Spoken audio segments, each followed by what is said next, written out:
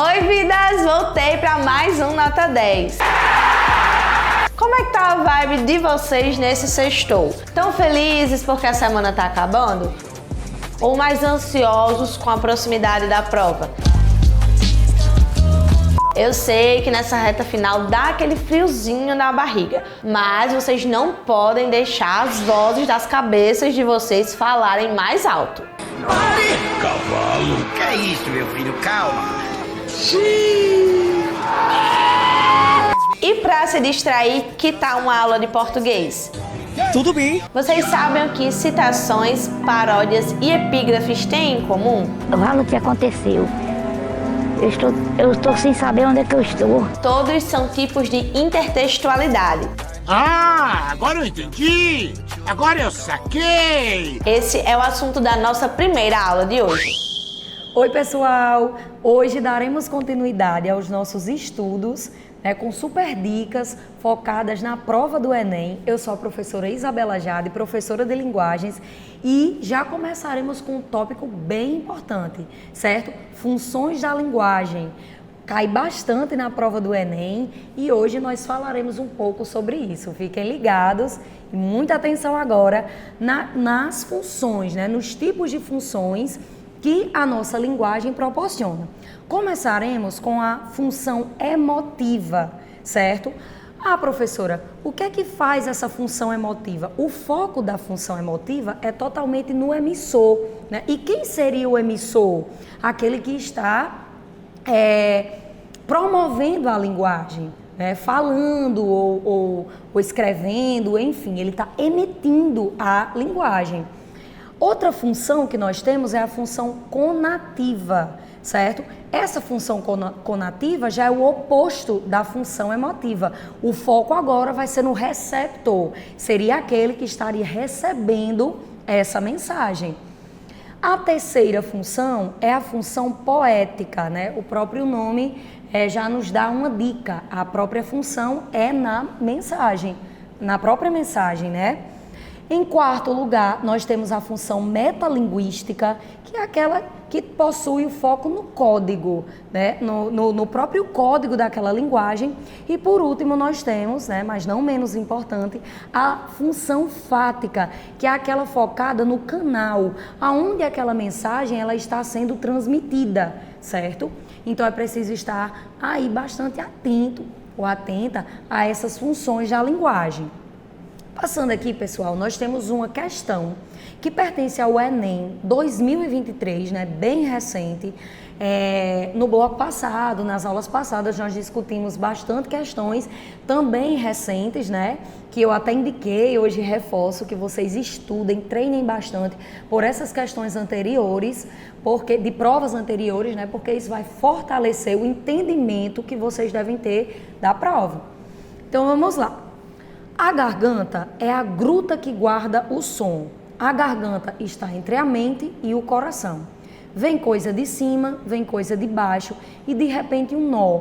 E o que eu quero dizer? Às vezes acontece um negócio esquisito. Quando eu quero falar, eu grito. Quando eu quero gritar, eu falo. O resultado, calo. Então nós temos aí esse texto, certo? E é uma questão que vai focar nos tipos de funções, certo? Vamos estar atentos agora ao comando dessa questão, que nos diz a função emotiva, no caso aí ele já está dizendo qual é a função que esse texto ele possui. A função emotiva presente no poema cumpre o propósito do eu lírico, só lembrando, galera, que o eu lírico seria o eu do texto, O personagem do texto, aquele que fala no texto, Não devemos nunca confundir o eu lírico com o autor. O autor escreve aquele texto, o eu lírico seria aquele que vivencia o que o autor escreveu, O que o autor está ali abordando naquele texto. Então vamos lá. A função emotiva presente no poema cumpre o propósito do eu lírico de revelar as desilusões amorosas, B. refletir sobre a censura à sua voz, C. expressar dificuldade de comunicação, D. ressaltar a existência de pressões externas e, por último, a E. manifestar as dores do processo de criação. Então, com base no que a gente já discutiu, né, nas aulas anteriores sobre essa questão de quais questões a gente vai eliminar primeiro, né, qual seria a mais próxima do enunciado, qual possui ali uma palavra-chave que responde à questão que o enunciado está pedindo. Então, é óbvio que com certeza você pensou, né, e pensou certo, que seria a C, expressar a dificuldade de comunicação. Se a gente voltar aqui para o texto, quando ele diz que às vezes acontece um negócio esquisito, né? Já nos últimos versos do poema. Quando eu quero falar, eu grito. Quando eu quero gritar, eu falo. E o resultado, né, no final das contas, o eu lírico se cala. Então, a função emotiva presente nesse poema cumpre o propósito do eu lírico de quê? Expressar a dificuldade que ele tem da comunicação, né?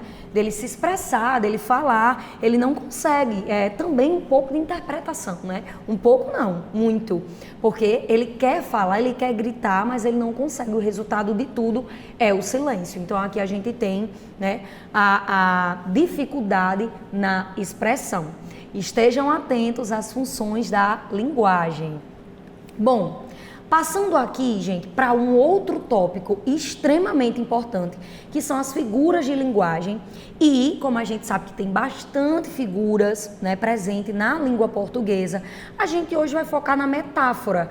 Ah, mas por quê, professora? Bom, se vocês derem uma olhada nas últimas provas do Enem, todas as provas que caem figuras de linguagem, elas tendem a utilizar mais a metáfora.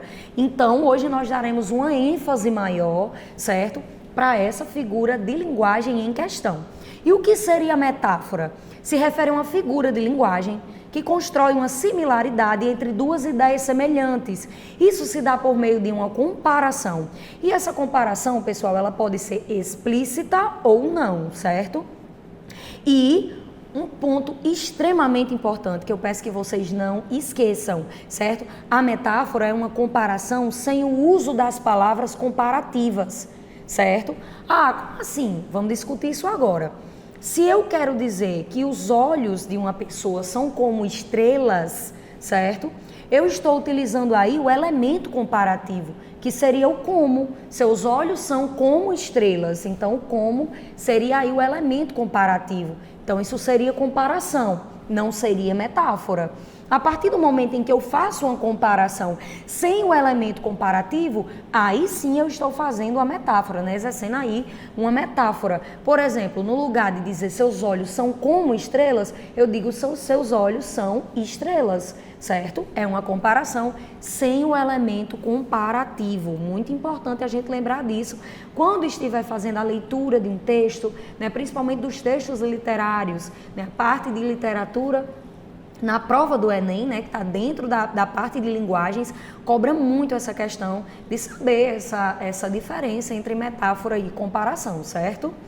E nós temos uma questão sobre figuras de linguagem com foco em metáfora, certo? Que no início a gente começa com a questão ela é imagética. Nós temos uma imagem, o Enem também utiliza vários tipos de linguagens, né? Sempre a linguagem sincrética, utilizando ali a imagem mais o texto. E a gente começa aí com uma imagem, né?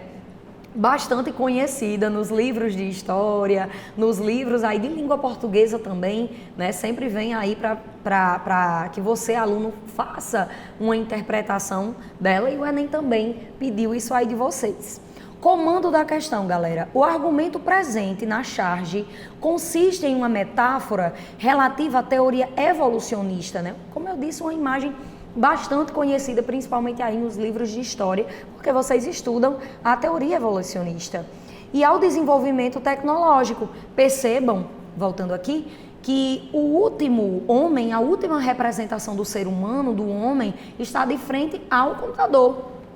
Então, considerando o contexto apresentado, verifica-se que o impacto tecnológico pode ocasionar o quê? Vamos lá para as alternativas.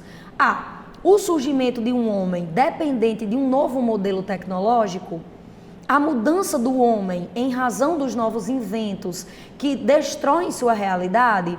C. A problemática social de grande exclusão digital a partir da interferência da máquina. D. E penúltima, a invenção de equipamentos que dificultam o trabalho do homem em sua esfera social. E por último, o retrocesso do desenvolvimento do homem em face da criação de ferramentas como lança, máquina e, por último, computador. Bom, pessoal, a gente aqui vai começar eliminando, né? Primeiramente, qual alternativa vocês acham que a gente poderia eliminar de cara, certo? Eu acredito que a alternativa C seria uma delas, a problemática social de grande exclusão digital. A gente não percebe aí nenhum elemento que cria essa ideia de exclusão digital, né? Depois a gente utiliza também a B, que vem ali, né, falando sobre a mudança do homem em razão dos novos inventos que destroem sua realidade. A gente até percebe uma mudança do homem em razão de novos inventos, isso é fato, mas a questão da destruição da realidade, isso não ocorre. Então a gente também eliminaria a alternativa B. A D, a invenção de equipamentos que dificultam o trabalho do homem em sua esfera social, todos esses equipamentos que estamos vendo aí nessa figura da teoria evolucionista, ela não está causando essa questão da destruição, da dificuldade, né, do trabalho do homem, isso não ocorre. A E também, gente, fala sobre o retrocesso do desenvolvimento do homem, né? A gente não encontra um retrocesso, muito pelo contrário, a gente encontra aí o homem alcançando os recursos que nós temos hoje na contemporaneidade, né? Que são os recursos tecnológicos. Então a E também não seria uma alternativa viável. De acordo com essas exclusões, a gente acaba optando pela letra A. O surgimento de um homem depende de um novo modelo tecnológico, né? Então, um novo homem vai sempre sendo aí posto na sociedade, né? Através de sua ferramenta ali de trabalho, sua ferramenta usual ali na sociedade, né? E aí traz da lança até o aparelho, né, tecnológico que é o computador. Então, uma questão aí com foco na metáfora, certo? O argumento presente na charge consiste em uma metáfora, então há uma comparação, né, explícita e sem elemento comparativo aí do homem de hoje com o homem de outros tempos. Outro ponto, gente, bastante importante para vocês estudarem para a prova do Enem é a intertextualidade. Eu não mencionei nas aulas anteriores, mas resolvi debater esse ponto com vocês, porque decorrente a algumas recorrências, certo, desse ponto aí nas últimas provas, então hoje a gente vai falar sobre ele. E o que seria a intertextualidade, certo? Muito cuidado, porque vocês podem acabar confundindo os tipos de intertextualidade que nós iremos falar daqui a pouco, certo? Mas vamos começar pelo conceito. Só peço um pouco de atenção, certo? Para que quando a gente chegue na parte dos tipos de intertextualidade, não haja aí uma confusão e acabem trocando lá na hora da prova entre uma intertextualidade e outra. Então, vamos para o conceito. Acontece quando um texto ele faz referência implícita ou explícita, né? Só lembrando, abrindo aí um parêntese que aquela referência implícita é aquela que não está de forma em que você olha e já identifica de cara.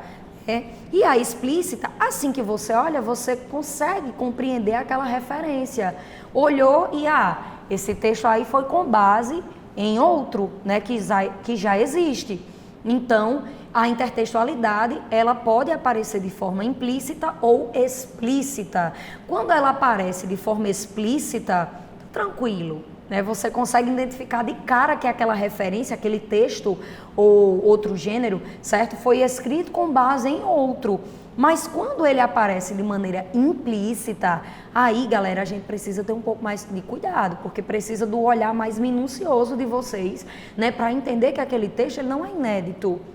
Ele foi escrito com base em outro, certo? E para entender melhor essa contextualização, essa intertextualização, né, é necessário que o leitor possua um repertório sociocultural.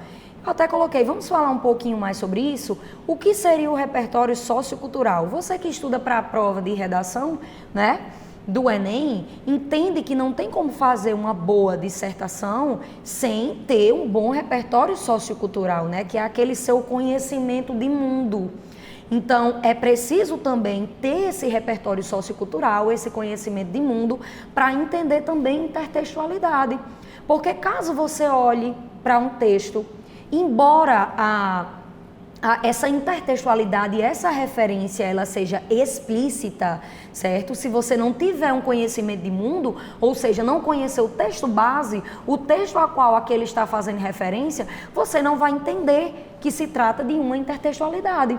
Então é preciso também, certo, ter um repertório sociocultural, um conhecimento de mundo, para entender que um texto está sendo escrito com base em outro, certo? Eu falo texto, galera, mas qualquer outro gênero, né? Uma pintura com base em outra, um poema, enfim, com base em outro, uma peça com base em outra. Então todos esses gêneros, certo, possuem aí a capacidade de exercer a intertextualidade, tá? Então vamos lá, para os tipos de intertextualidade, não é só essa referência implícita ou explícita, certo? Ele também é dividido, separado por pontos. Então vamos lá para o primeiro. A primeira intertextualidade é a nossa citação, né? Que você que está escrevendo ali a redação é o tópico mais usado também nas redações, né? Um dos tópicos mais usados nas redações, que é a citação ou o argumento de autoridade. E o que seria essa citação, né? Consiste em reproduzir com precisão as palavras de outra pessoa, livro ou obra, mas atenção, galera, com precisão, certo?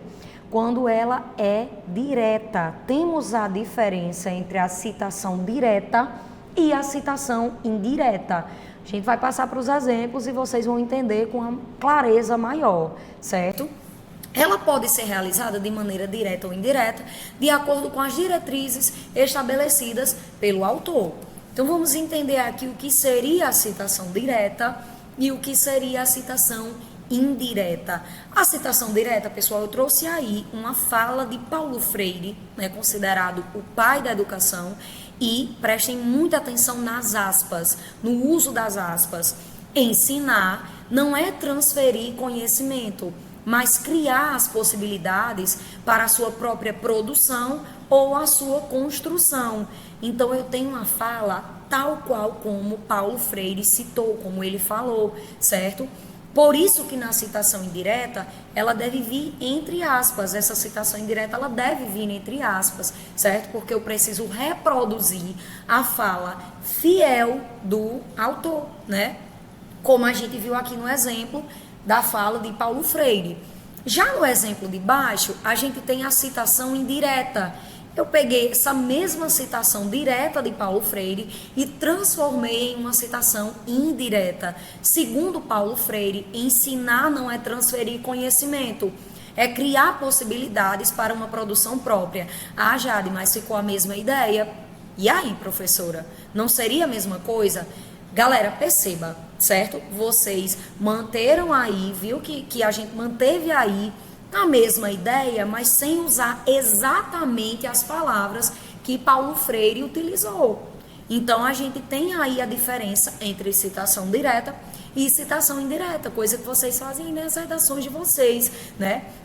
Um ponto também importante sobre a citação indireta é a questão dos elementos, né? Como segundo, de acordo com base com. Então, poderia tranquilamente aí na citação indireta dizer segundo Paulo Freire, ou de acordo com Paulo Freire, ou com base em Paulo Freire, certo? Então, geralmente, ela vem aí para mostrar que você está se baseando, né, em um autor, enfim, em um pensador, e você está reproduzindo as palavras dele de outra forma, certo?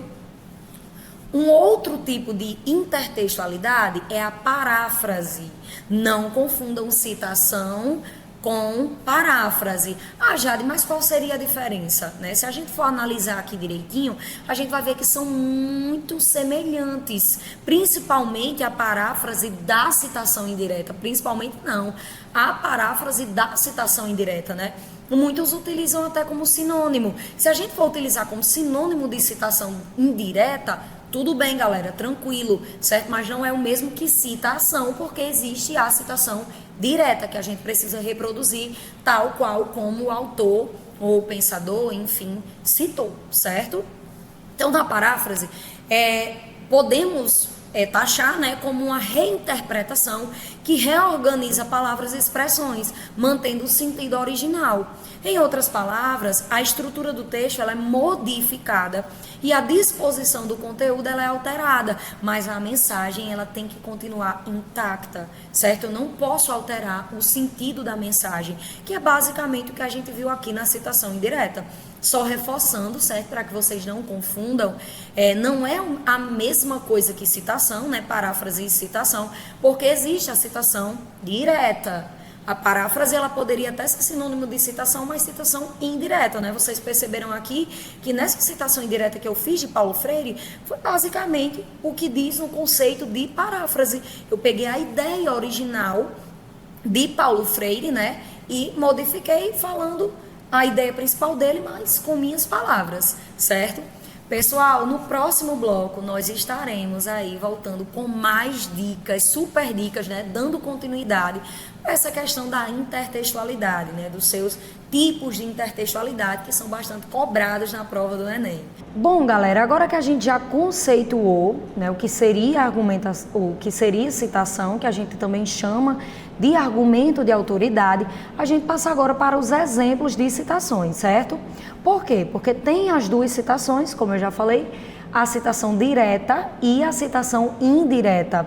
A citação direta é aquela que você vai reproduzir exatamente como o autor, o pensador, enfim, ele cita, certo? Eu até trouxe aqui uma frase de Paulo Freire, né, um pensamento de Paulo Freire, né, que é considerado o pai da educação, e prestem muita atenção na questão das aspas. Percebam que o texto ele está entre aspas, então abre aspas e ensinar não é transferir conhecimento, mas criar as possibilidades para a sua própria produção ou a sua construção, fecha aspas. Sempre que vocês notarem que tem um texto ali entre aspas, já estejam cientes de que aquele texto trata-se de uma citação direta. Já a citação indireta é quando eu pego esse mesmo texto, certo? E utilizo da ideia principal dele, mas com as minhas palavras, como eu fiz aqui no exemplo de baixo. Segundo Paulo Freire, ensinar não é transferir conhecimento, é criar possibilidades para uma produção própria. Perceba que eu já não tenho mais o uso das aspas e eu utilizo ali um elemento que vai iniciar, mostrando que eu estou citando, estou trazendo ali uma fala, mas citando um pensador, né, que criou aquela ideia, que falou aquela ideia, enfim. Então aqui eu utilizei o segundo Paulo Freire.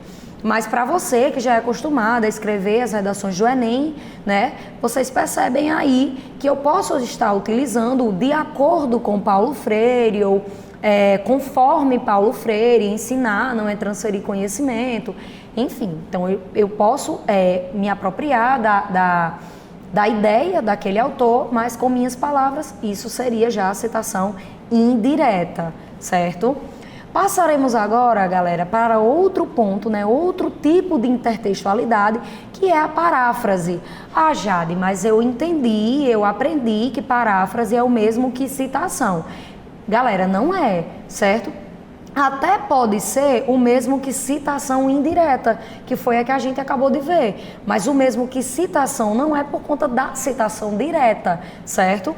Por quê? Porque a paráfrase, ela é uma reinterpretação que reorganiza as palavras, as expressões, mantendo o sentido original, que foi exatamente o que eu fiz em citação indireta. Em outras palavras, essa estrutura do texto, certo? Ela é modificada e a disposição do conteúdo ela é alterada, mas o que é que permanece? O sentido original da mensagem, o sentido original do texto. Eu acabei de dizer o que Paulo Freire pensa, né? O que ele expôs, mas com as minhas palavras. Então, isso até poderia ser considerada paráfrase, mas a citação indireta, certo? Eu preciso reproduzir exatamente a fala do autor. Então, prestem atenção nessa pequena diferença entre citação para paráfrase, certo? Nós temos aqui, gente, um exemplo de paráfrase, certo? Assim como eu coloquei o de citação, a gente tem aqui um exemplo de paráfrase que vai mostrar um poema do poeta romântico, né, Cassimiro de Abreu, que se chama Meus 8 Anos. E ele diz, que saudades que tenho da aurora da minha vida, da minha infância querida, que os anos não trazem mais. Que o amor, que sonhos, que flores, naquelas tardes fagueiras, à sombra das bananeiras, debaixo dos laranjais. Então, passando aqui, certo? Para o nosso próximo slide, a gente encontra uma intertextualidade que Oswaldo de Andrade fez através da paráfrase, certo? Desse poema de Cassimiro de Abreu. Então, Oswaldo de Andrade, né, um dos principais responsáveis pela Semana de Arte Moderna, aí que está dentro da escola literária do modernismo, ele fez essa paráfrase do romântico Cassimiro de Abreu. Ele diz, que saudades que eu tenho da aurora da minha vida, das horas de minha infância que os anos não trazem mais. Naquele quintal de terra, na rua de Santo Antônio, debaixo da bananeira, sem nenhum laranjais. Então, ele faz uma referência, né, a esse texto de Cassimiro de Abreu, mas de uma forma aí, do jeito dele, né? Falou que Cassimiro de Abreu idealizou, mas do jeito dele, a modo dele, né? Só pegando ali a ideia principal. Então, se encaixa perfeitamente no exemplo de paráfrase que a gente acabou de ver, certo? Um outro ponto bem importante, né, um outro tópico bem importante ainda dentro de intertextualidade é a paródia. O que seria a paródia? Ela estabelece uma intertextualidade de caráter humorístico, satírico, né, ou até irônico. E muitas vezes a gente encontra ali, né, muitas paródias com músicas que estão viralizando no momento. Então, geralmente essa paródia tende a ser engraçada ou fazer uma certa crítica. Enfim, é muito característico da paródia. Nesse caso, gente, ao criar o novo texto, né, quando a gente faz uma paródia, a obra original ela é modificada ou até mesmo subvertida. Como assim? Resultando em uma mudança no significado da mensagem e na mensagem, né? Ao contrário dos dois tipos mencionados anteriormente. Então, a paródia eu mudo totalmente a intenção da minha mensagem.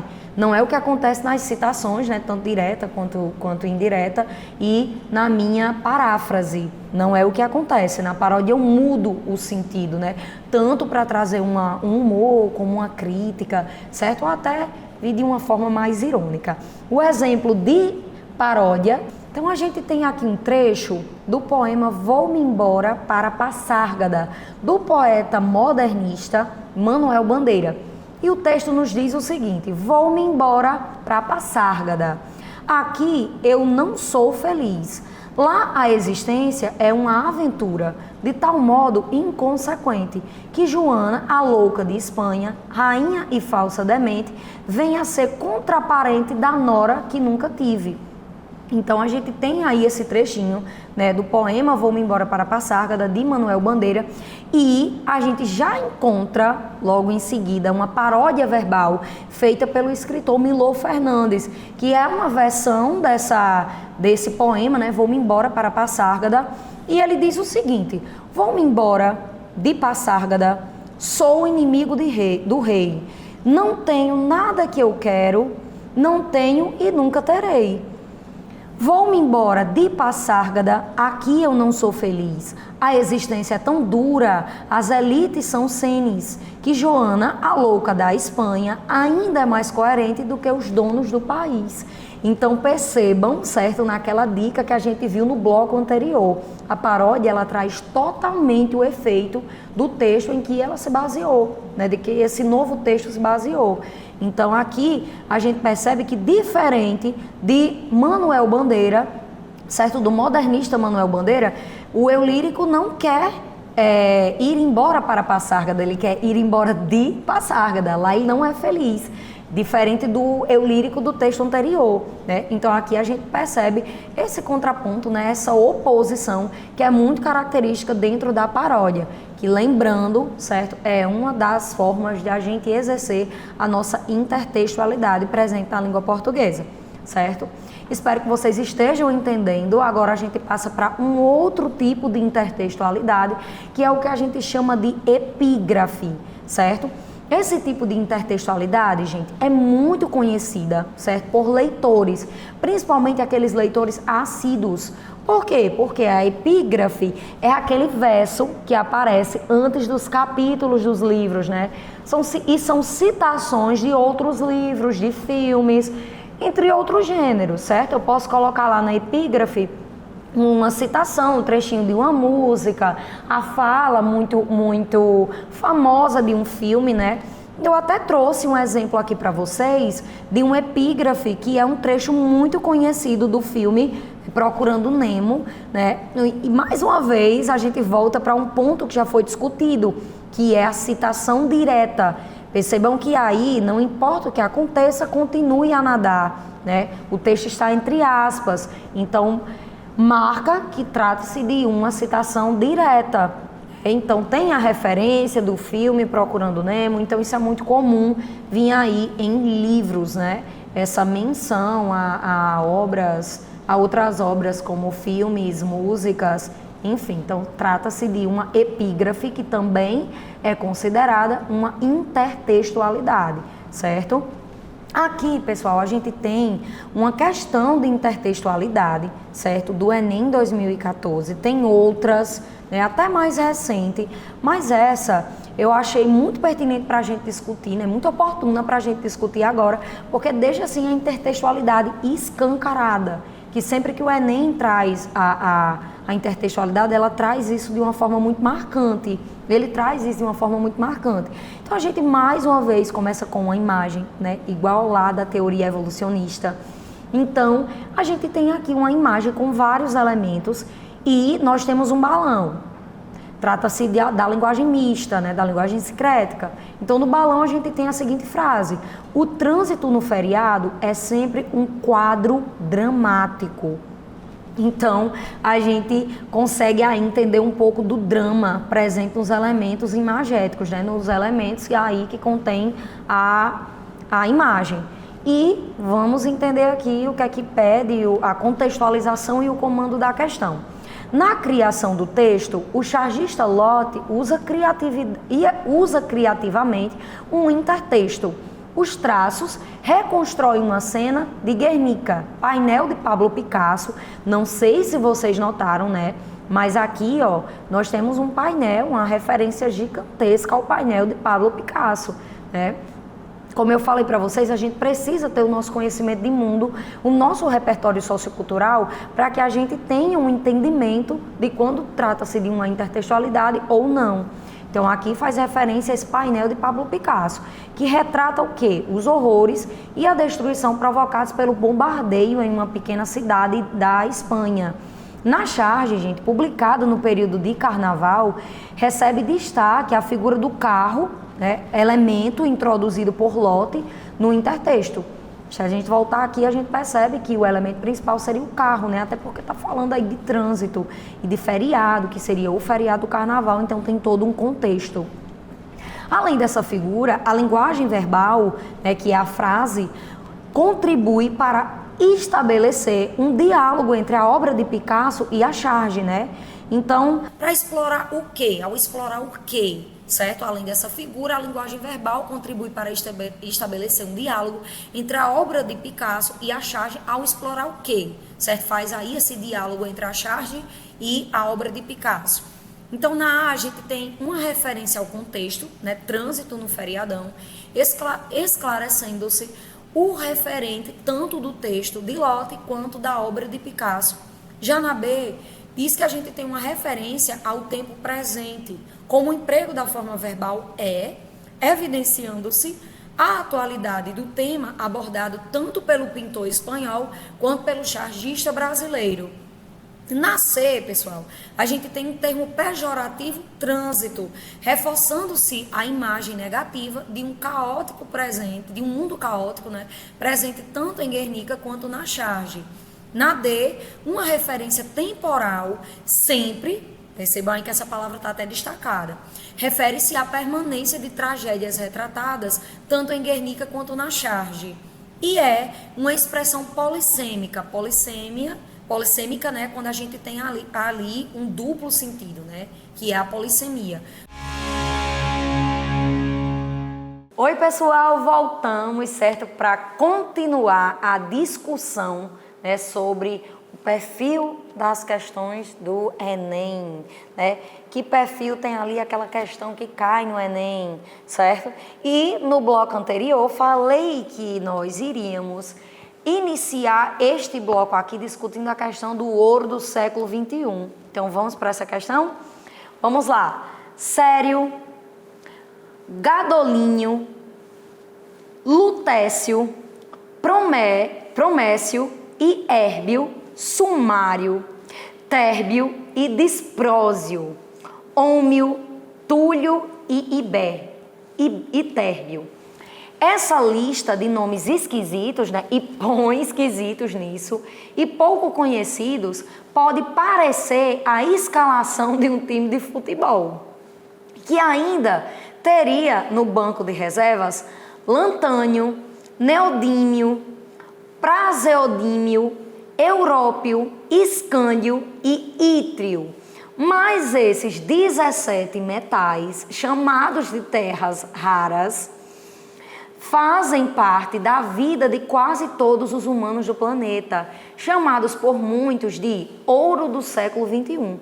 Elementos do futuro ou vitaminas da indústria, eles estão nos materiais usados na fabricação de lâmpadas, telas de computadores, tablets e celulares, motores de carros elétricos, baterias e até turbinas eólicas. Apesar de tantas aplicações, o Brasil, dono da segunda maior reserva do mundo desses metais, parou de extraí-los e usá-los em 2002.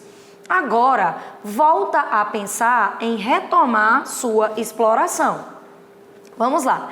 As aspas sinalizam expressões metafóricas empregadas intencionalmente pelo autor do texto para, né, vamos voltar aqui para o enunciado e entender aqui quais são as expressões que traz aí o uso das aspas. Então, a gente percebe que temos a expressão elementos do futuro ou vitaminas da indústria, né? São duas expressões que vêm aí entre aspas e o comando diz: as aspas sinalizam expressões metafóricas empregadas intencionalmente pelo autor do texto para qual delas está aí vindo como uma expressão metafórica. Discutimos metáfora, não foi, galera? Então, qual delas é essa expressão metafórica, certo? Empregada intencionalmente pelo autor para imprimir um tom irônico à reportagem, incorporar citações de especialistas à reportagem, atribuir maior valor aos metais, né, objeto da reportagem, esclarecer termos científicos empregados na reportagem e aí, última, marcar a apropriação de termos de outra ciência da reportagem. A gente volta aqui e percebe que tanto elementos do futuro como vitaminas da indústria, né, ou vitaminas da indústria, são expressões, as duas na verdade, né, são expressões metafóricas aí presentes no texto. Eu até deixei vocês pensarem aí, mas é só uma que é metafórica? Não, se a gente for analisar, as duas são expressões metafóricas. Bom, então vamos lá. Essas duas expressões, elas estão sendo empregadas intencionalmente pelo autor, para quê? Né? Do texto para quê? Com que intuito? Certo? Com qual objetivo? Então, li aí as alternativas, vou deixar um tempinho para vocês pensarem, né? Prestem atenção, galera, enquanto vocês pensam aí, é importante relembrar, né, naquela dica das alternativas, qual seria a absurda, qual responde ao comando, né, para ser considerada a alternativa correta, qual é aquela que a gente olha e diz é verdadeira porque tem ali a ver com o texto, mas sempre tem aquela também, né, que os alunos costumam chamar de a famosa pegadinha. E tem aquela que está errada, ela não tem coerência nenhuma com o que pede, né, lá no comando da questão. Pensaram? Vamos lá, pessoal. Seria, certo? Seria não, né? A B incorporar citações de especialistas à reportagem. Agora vamos discutir por que essa questão tem como gabarito a alternativa B, incorporar citações de especialistas à reportagem. Vamos lá, galera. Quando nós temos aí o ouro do século XXI, né, elementos do futuro ou vitaminas da indústria, que são as 3 expressões que a gente tem aí entre aspas, e as duas eu foquei mais em elementos do futuro ou vitaminas da indústria, mas ouro do século XXI, que é no caso o próprio título, né, também entra aí como uma expressão metafórica, né, que está ali entre aspas também, assim como as outras duas. Então, por que ela está vindo aí para incorporar citações de especialistas à reportagem? Gente, nós não temos essas 3 expressões, né, principalmente elementos do futuro e vitaminas da indústria, como algo irônico, e o ouro do século XXI também.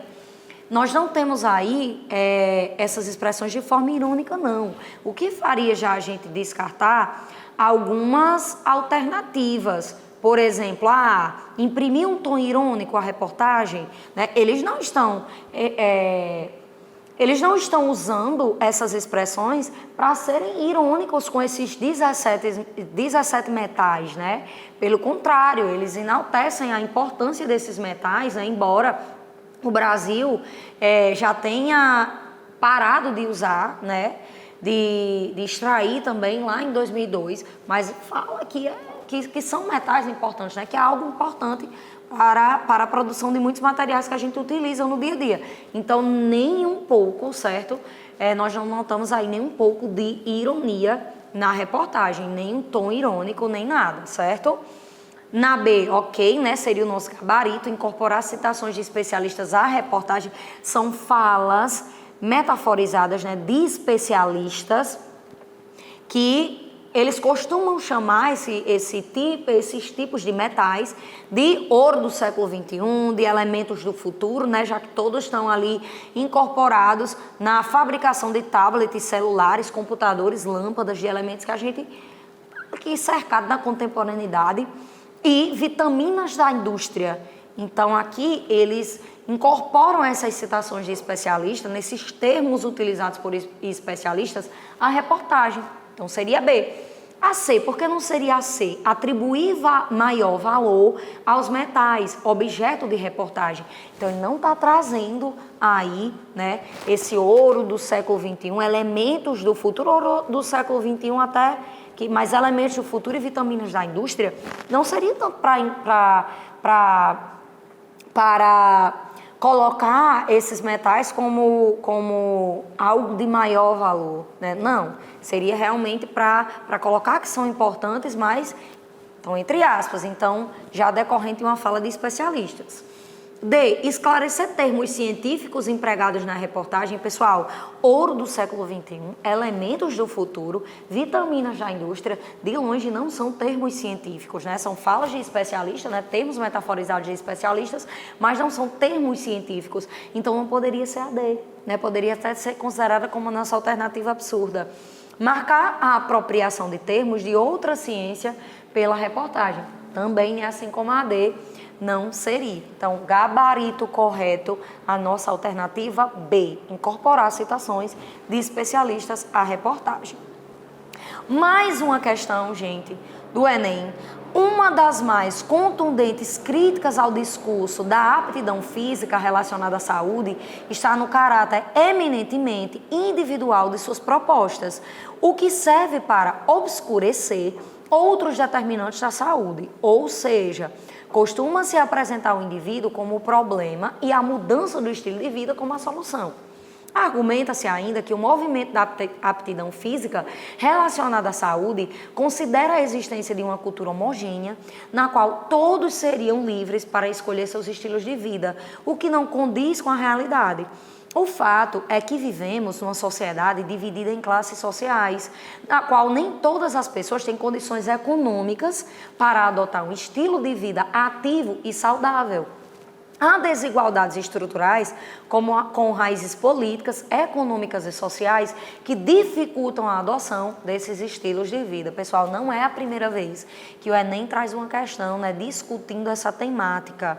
Inclusive, em Em aulas anteriores, né, em conteúdos anteriores, nós discutimos uma questão que falava basicamente sobre isso, né, sobre a questão das práticas de atividades físicas, corporais, ali está mais relacionadas a uma classe mais abastada, né, a pessoas que realmente teriam um poder aquisitivo maior. Então, mais uma vez, o Enem problematizando, né, trazendo aí de fato a discussão, essa discussão tão importante, né, desse assunto. Então, vamos lá. Certo? Com base no texto, a relação entre saúde e estilos de vida constrói a ideia de que a mudança individual de hábitos promove a saúde, considera a homogeneidade da escolha de hábitos saudáveis pelos indivíduos, reforça a necessidade de solucionar os problemas de saúde da sociedade com a prática de exercícios, D. Problematiza a organização social e seu impacto na mudança de hábitos dos indivíduos. E reproduz a noção de que a melhoria da aptidão física pela prática de exercícios promove a saúde. Então, nós temos aí uma questão bem interpretativa, né, que foi um dos primeiros pontos que a gente discutiu. Para quem perdeu a aula em que a gente discutiu a questão da compreensão e da interpretação do texto, certo? Indico voltar para essa aula, uma aula super importante, até porque vou reforçar, certo? Que a gente já discutiu, a maioria das questões do Enem vai pedir essa questão da interpretação, né? Vai trazer à tona essa questão da interpretação. Então vamos lá, pensaram? Espero que tenham gabaritado aí, certo, pessoal? Com base no texto, a relação entre saúde e estilos de vida problematiza a organização social e seu impacto na mudança de hábitos dos indivíduos. Mas, Jade, por que a alternativa D, né? Problematiza a organização social e seu impacto na mudança de hábitos dos indivíduos? O texto deixa muito claro, né? Falei que se tratava de uma questão de interpretação. Então, o texto deixa claro essa questão da desigualdade, né, desse problema estrutural que o Brasil enfrenta em relação a essa questão da saúde e do bem-estar do indivíduo, né, do cidadão. Então, lá no finalzinho do texto mesmo, um dos últimos períodos, o fato é que vivemos numa sociedade dividida em classes sociais, na qual nem todas as pessoas têm condições econômicas de adotar um estilo de vida ativo e saudável. Há desigualdades estruturais, e onde é que estão as raízes dessas desigualdades, né, estruturais? Nas políticas, economias, né, nas questões sociais que dificultam a adoção desse estilo de vida. Então, se a gente voltar aqui para a alternativa D, problematiza essa organização social. Isso impacta essa mudança de hábitos, certo? Constrói a ideia de que a mudança individual de hábitos promove a saúde. Pessoal, nem sempre depende só do indivíduo, né? É um passo mais largo, é algo mais amplo, certo? B, considera a homogeneidade da escolha de hábitos saudáveis pelo indivíduo, nem sempre é questão de escolha, é o que a gente vinha discutindo. Reforça a necessidade de solucionar os problemas de saúde da sociedade com a prática de exercícios. A gente não percebe isso quando a gente faz uma leitura mais minuciosa. E reproduz a noção de que a melhoria da aptidão física pela prática de exercícios promove a saúde. Reproduz a noção de que a melhoria da aptidão física pela prática de exercícios físicos promove a saúde, ok, mas ele problematiza, né, essa questão, falando que essa organização social impacta nessa questão do hábito dos indivíduos, sim. Então seria, certo, a alternativa D, para gabaritar aí essa questão. Mais uma questão, certo? Uma questão que tem aí um perfil bem literário, falando sobre o triste fim de Policarpo Quaresma. Então, Policarpo Quaresma, cidadão brasileiro, funcionário público, certo de que a língua portuguesa é emprestada ao Brasil, certo também de que, por esse fato, o falar e o escrever em geral, sobretudo no campo das letras, se vê na humilhante contingência de sofrer continuamente censuras ásperas dos proprietários da língua, sabendo além que dentro do nosso país, os autores e os escritores, com especialidade os gramáticos, não se entendem no tocante à correção gramatical, vendo-se diariamente surgir azedas polêmicas entre os mais profundos estudiosos do nosso idioma, usando do direito que lhe confere a Constituição, vem pedir que o Congresso Nacional decrete o Tupi-Guarani como língua oficial e nacional do povo brasileiro. Nós temos aí a referência, certo? Então, nessa petição da pitoresca personagem, né, do Romance de Lima Barreto, outra super dica para vocês aí arrasarem nos repertórios. Leiam Lima Barreto. O uso da norma padrão, né, na verdade, justifica-se certo? Então, por que ele usou essa norma padrão, essa linguagem mais culta, né? Justifica-se pela situação social e enunciação representada, divergência teórica entre gramáticos e literatos, C, pouca representatividade nas línguas indígenas, D, atitude irônica diante da língua dos colonizadores, e tentativa de solicitação do documento demandado. Então, prestem atenção no comando, galera. O foco maior é sempre no comando. Nessa petição da pitoresca personagem do Romance de Lima Barreto, certo? Que personagem é esse? Policarpo Quaresma. O uso da norma padrão justifica-se. Então, por que usa a norma padrão? A questão está muito clara, né? Sem muito arrodeios, uma questão muito direta e fácil, de fácil entendimento. Por que a personagem está utilizando a norma padrão, certo? Então, com base no que foi discutido, sabendo que se trata de uma petição, certo? Qual alternativa nos restaria? E aí, galera? Espero que você tenha acertado aí, certo? E tenha marcado a situação social de enunciação representada. Eu dei até uma dica. No enunciado diz que nessa petição, então trata-se de uma petição, certo? Então, numa petição, pessoal, claro que a gente vai tratar do uso da norma padrão, certo? De uma linguagem mais elaborada, que foi o que ficou sendo representado nesse trecho que a gente acabou de ler dessa questão, certo? Então, não seria B, divergência teórica entre gramáticos e literatos, não, né? A gente tem até uma aproximação muito grande entre gramáticos e literatos. C, pouca representatividade das línguas indígenas, não, nessa essa questão, a gente até pode pensar que pode ser essa daí, ou achar que ela está totalmente ligada ao enunciado, porque a gente vê que aqui vem pedindo para que o Tupi-Guarani seja a língua oficial e nacional do povo brasileiro. Então, essa questão aí, essa alternativa confunde um pouquinho quando a gente fala de pouca representatividade das línguas indígenas, mas essa alternativa, ela não responde ao comando da questão, né? Quer saber por que o uso da norma padrão na petição que foi escrita por Policarpo Quaresma. Então, não seria a C. D, atitude irônica diante da língua dos colonizadores. A gente não percebe essa ironia de fato. Ele estava fazendo uma petição, certo? Para conseguir enaltecer a nossa língua. E a E, tentativa de solicitação do documento demandado. Não seria essa justificativa, né? Mais uma vez, não responde ao enunciado da questão.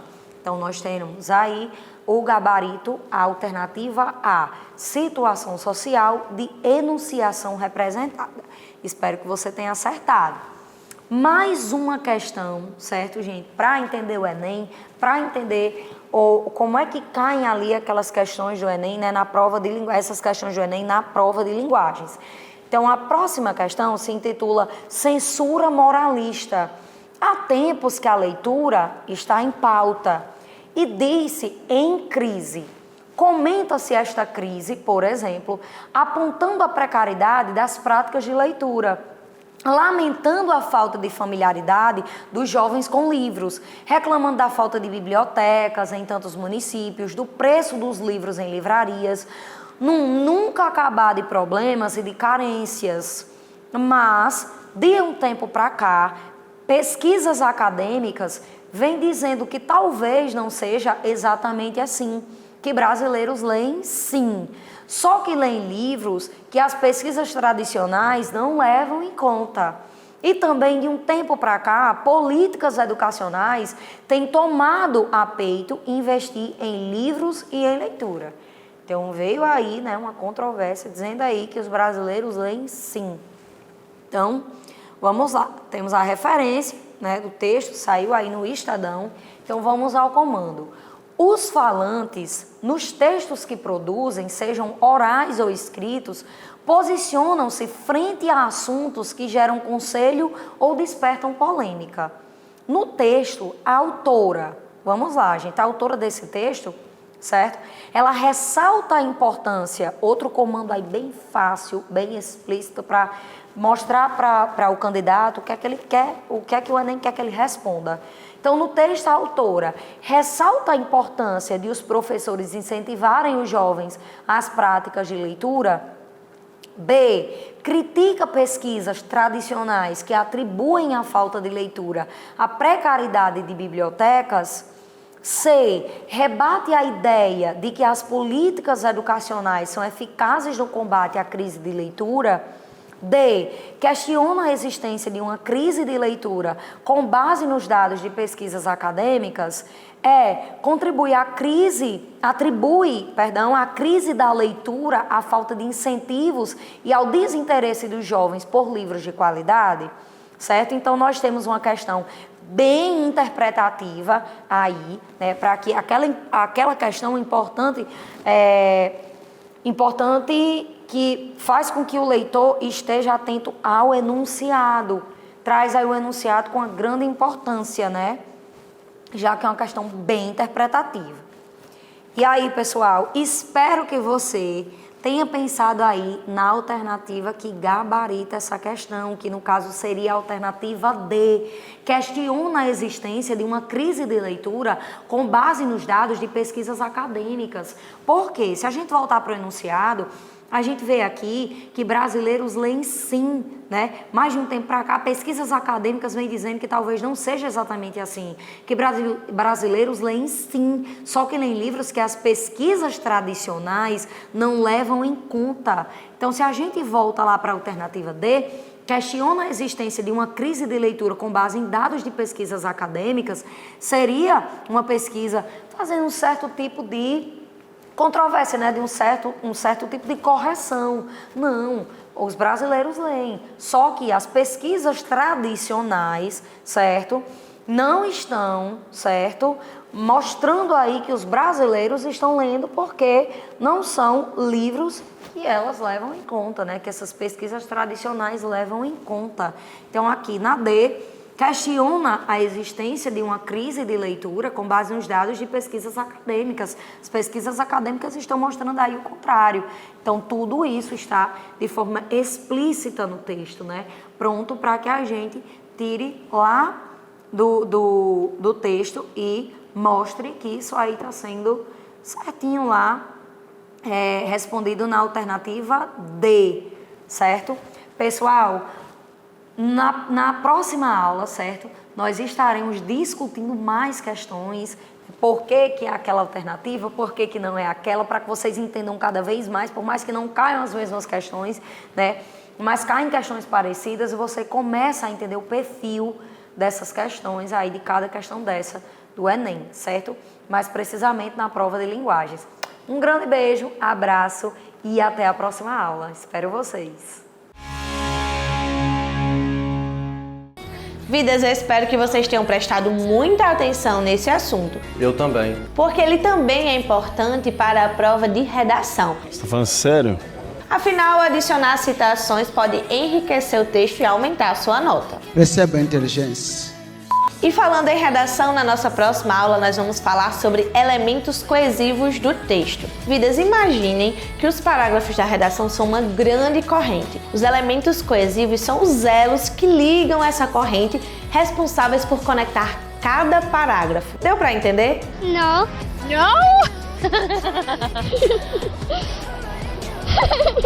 Calma que a gente vai ver isso na prática na nossa aula. Oi, pessoal! Hoje é uma das aulas mais importantes para a sua evolução na sua redação. Vocês se preocupam demais em como fazer uma redação. Então, muitas vezes você aprende o mais difícil, que é fazer uma redação, e o mais fácil, porém extremamente necessário, que é o começo de tudo, é como interpretar o tema. Como é que você vai ler esse tema? Isso é o fator que deixa você nervoso na hora. É você não ter muita técnica para ler esse tema.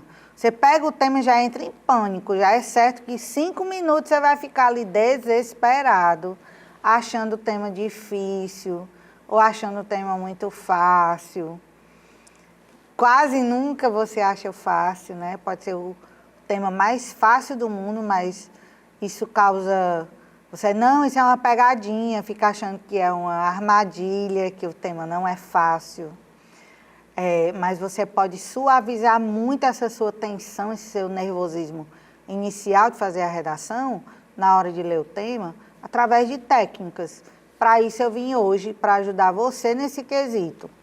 Como ler melhor esse tema com técnicas para você não entrar em desespero na hora da prova, tá?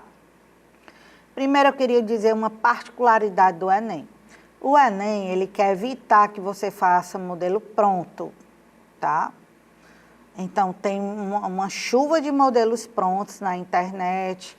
Eu mesma, Marcela, tenho um modelo pronto. Acho que a maioria dos professores hoje tem um modelo pronto, mas não porque nós sejamos professores de modelo pronto. Ao contrário, nós gostamos de ensinar o candidato, o nosso aluno, a escrever. Mas depois da pandemia, a gente percebeu os alunos muito nervosos, com qualquer coisa, com coisa fácil, com muita ansiedade. Então, para evitar essa ansiedade, a gente dá uma estrutura meio pronta para o aluno se agarrar com ela e sentir uma certa segurança.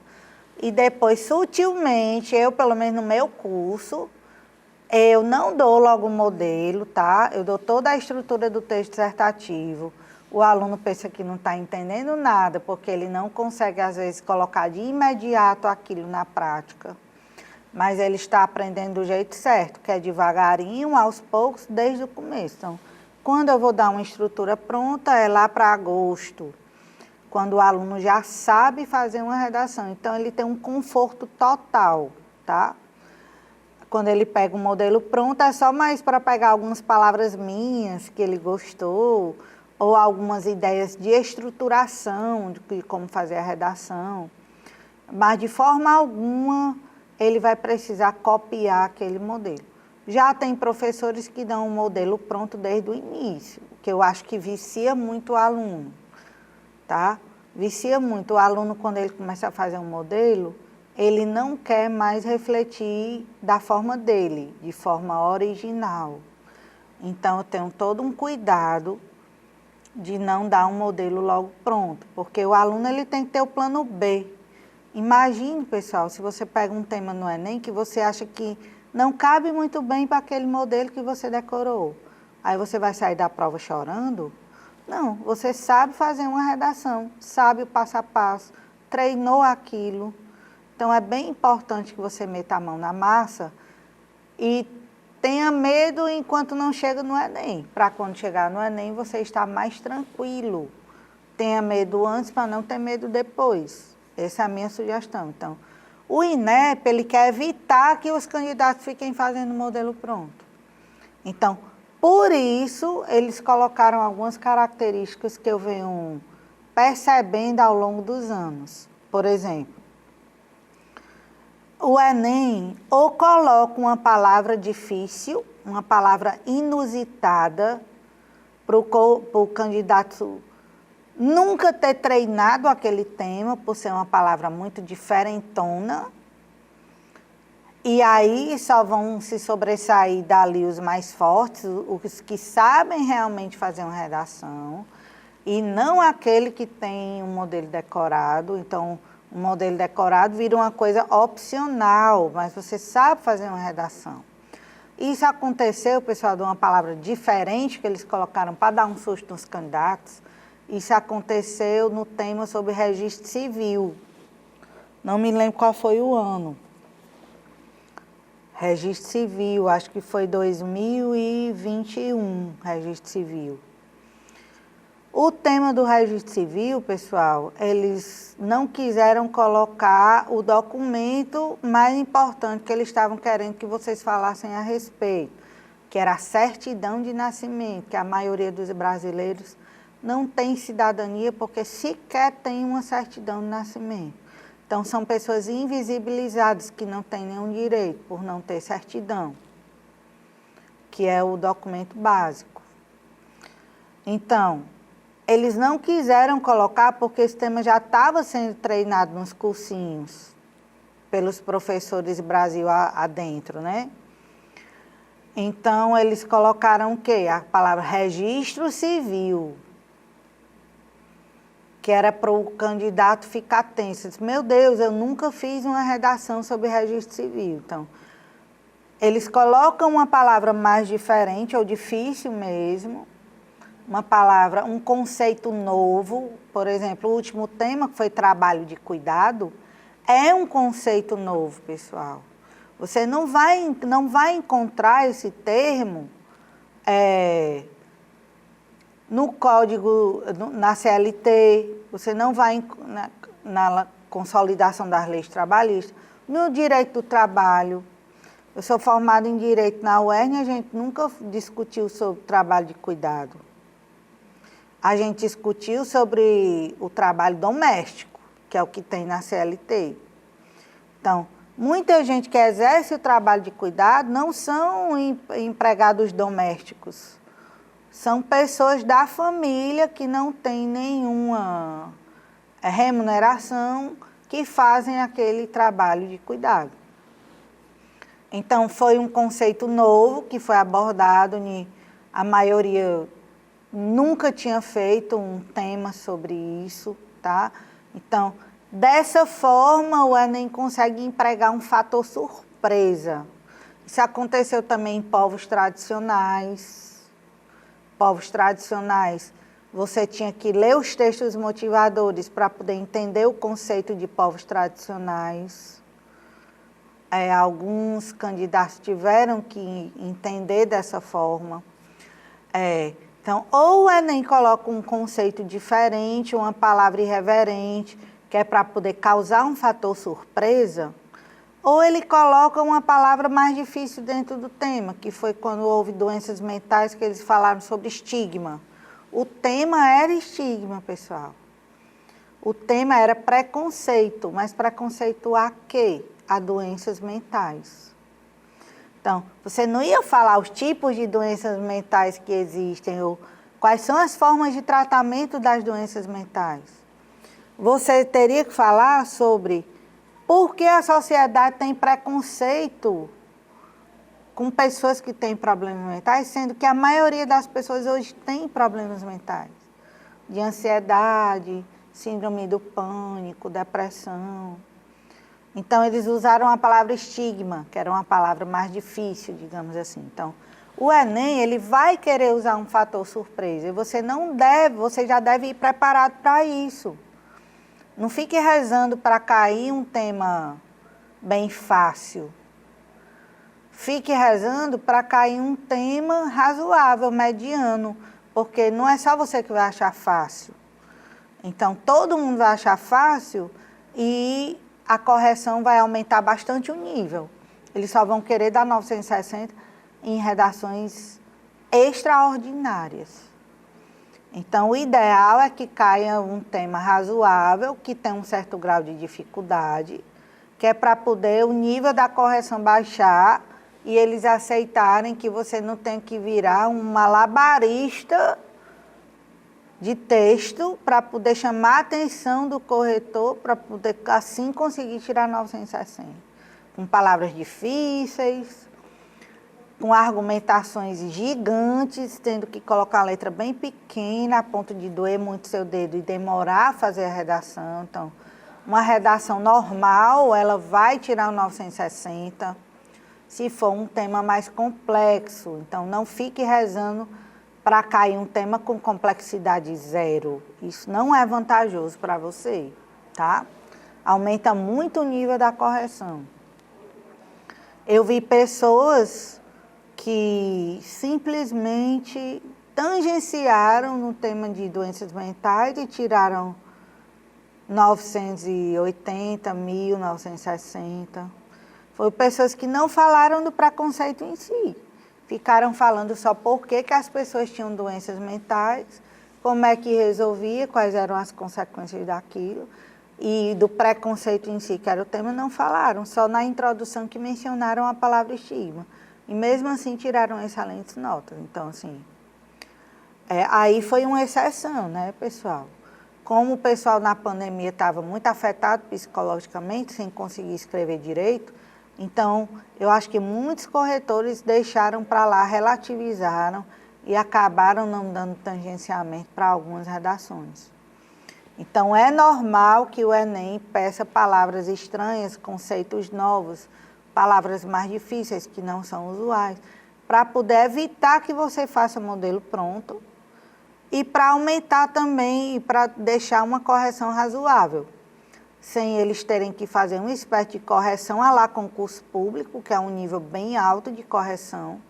Mas sabe o que seria um nível bem alto de correção?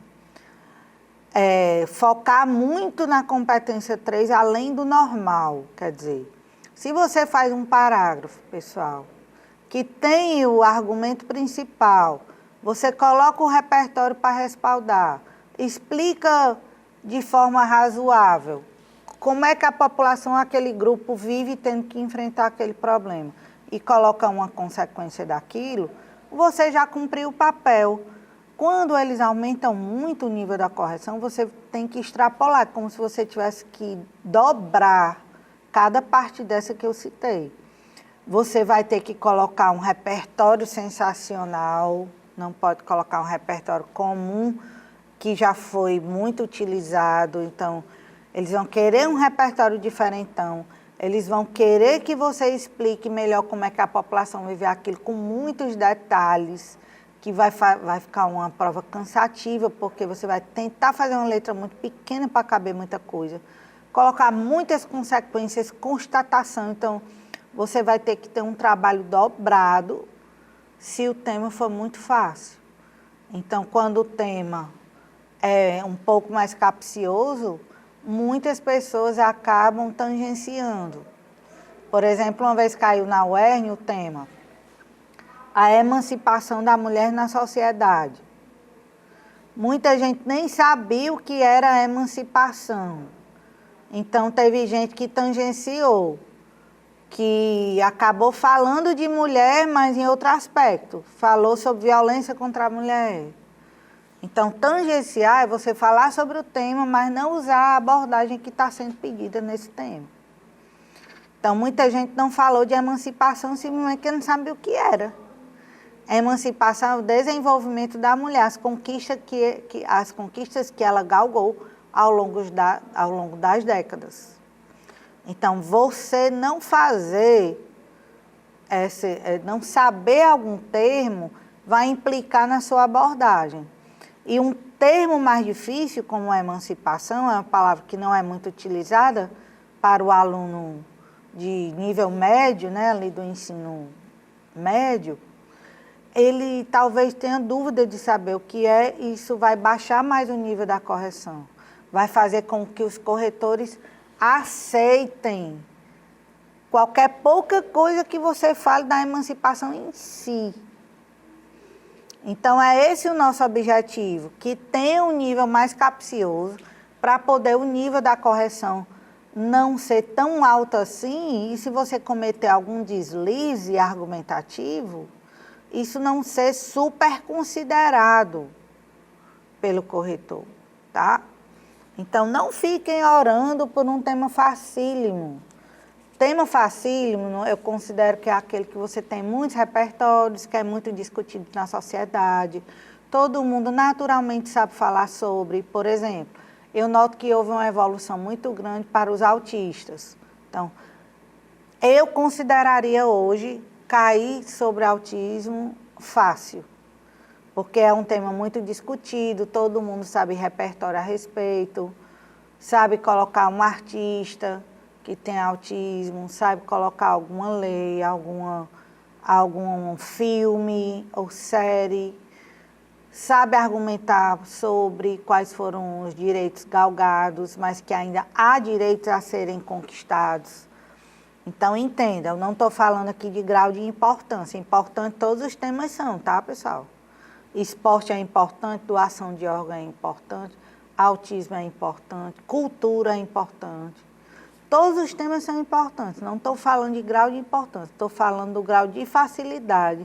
Quando o tema é muito discutido na sociedade, fica mais fácil de você falar a respeito e eles vão só querer dar 960 ou nota 1000 em redações fora da curva. Aquele aluno, aquele candidato que tem vocação para escrever, é quase um escritor. Então, não é o objetivo da prova. O objetivo da prova é saber se você sabe se comunicar em português e se você sabe concatenar as ideias com ideias coesas e coerentes, se você saiba alguma coisa, mesmo que superficial, sobre o assunto.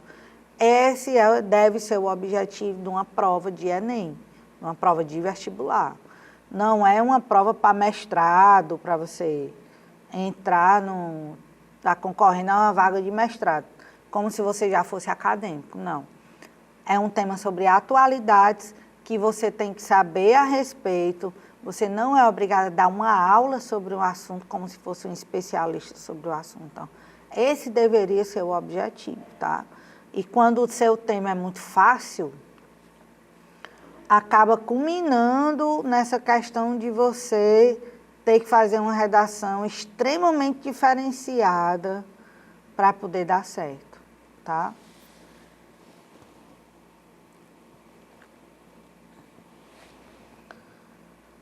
Vamos lá, pessoal. Palavras-chave, abordagens e termos em enxerto.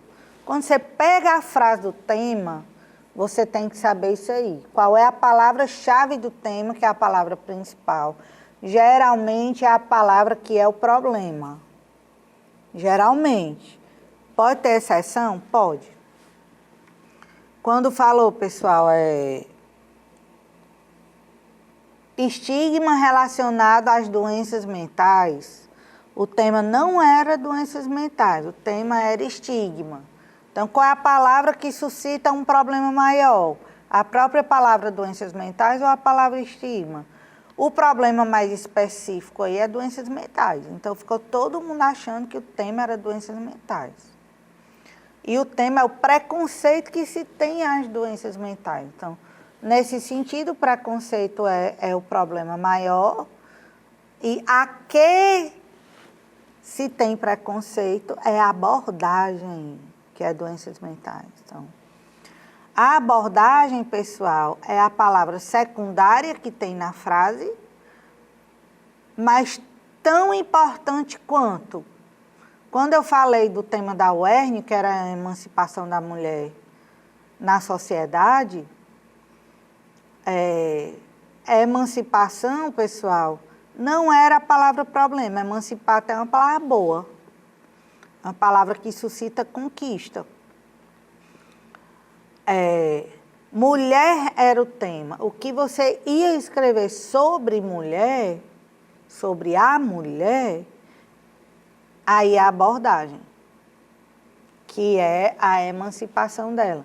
E não sobre violência contra a mulher, embora, quando você fosse falar de emancipação, nada impedisse que você colocasse as leis de proteção às mulheres como um exemplo de emancipação dessa mulher. Então, você poderia citar a violência contra a mulher, mas falar o texto inteiro sobre violência contra a mulher não era o propósito.